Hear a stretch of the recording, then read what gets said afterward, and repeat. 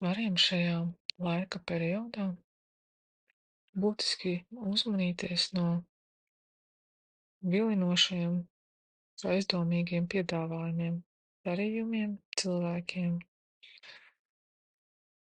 Var pat būt tādas situācijas, kad it kā nav iespējams skaidri domāt, it kā būtu traucēta spriest spēja un apziņa. Un tādos brīžos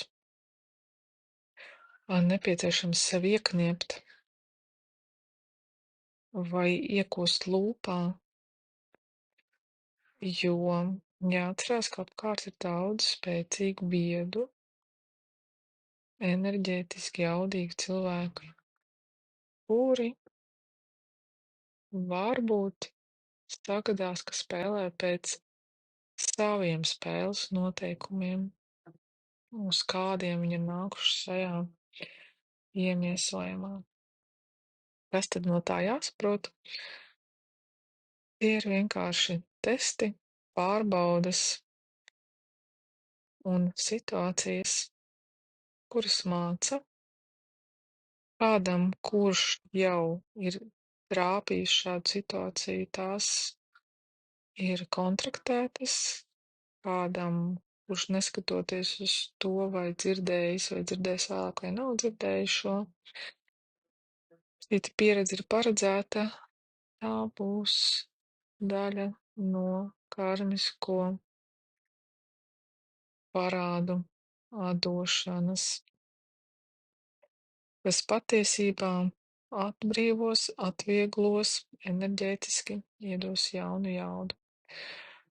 Kā jau sapratāt no šīs te informācijas, ne viss ir melns un balts, un ne viss ir sākotnēji zelts, kas spīd.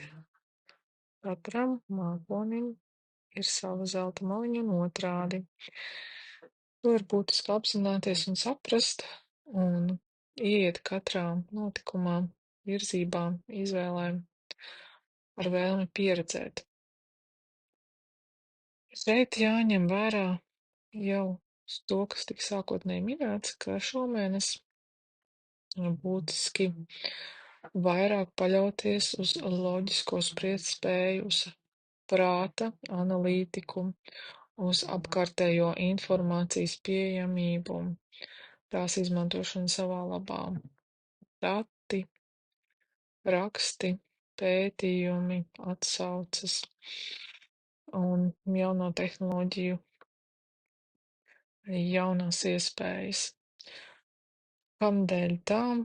Tamdēļ, ka pirmkārt dažiem ļoti izteikti būs šī te īpatnējā bieži sajūta, ka grūti sajust, grūti saprast, grūti pieņemt lēmumu, grūti izšķirties, ka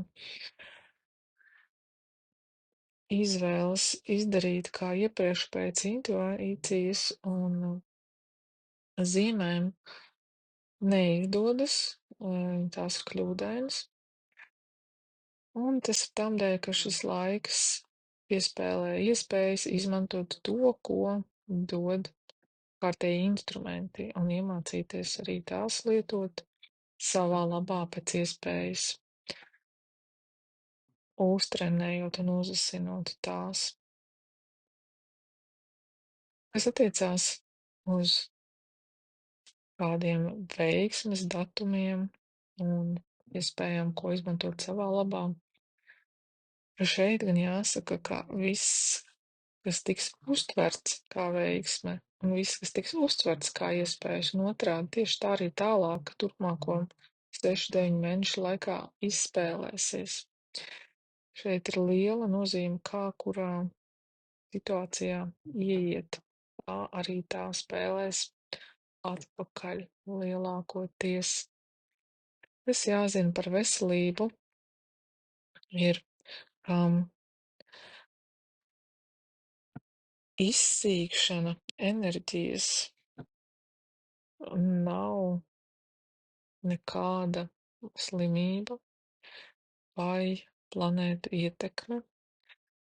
Tā ir nevērība pret sevi, pret savu atpūtu, pret savu ķermeni, pret savu emocionālo, mentālo, fizisko, smalko enerģiju un atlikšana, prokrastinēšana, citu likšana pirmā vietā, noliekšana, taupīšana, aizdomīgums, neusticēšanās.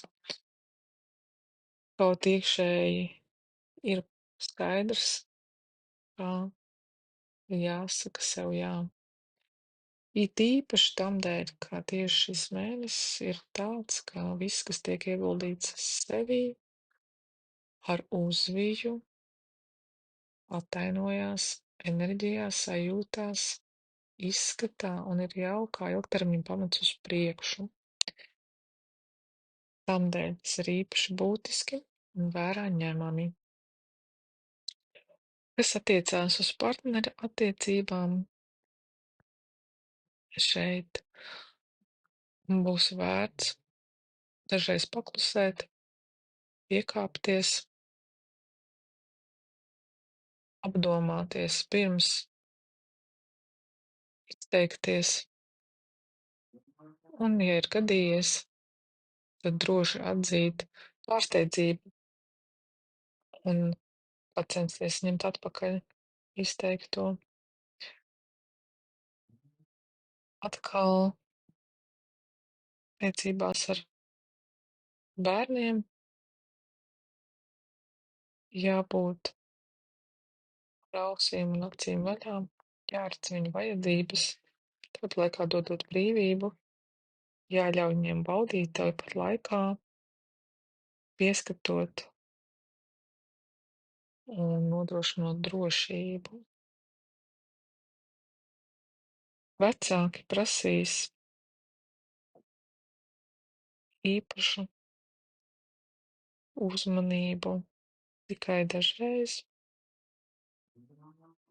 Tāpat laikā jāatcerās, ka mīļš vārds, izteikts atmiņas par pateicību ir lielākā zāles enerģija un mīlestības izpausme, ko var saņemt katrs no vecākiem.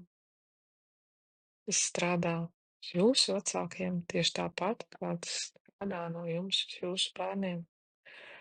Un, lai arī mēs to bieži aizmirstam, tās arī spoguļojās tieši tāpat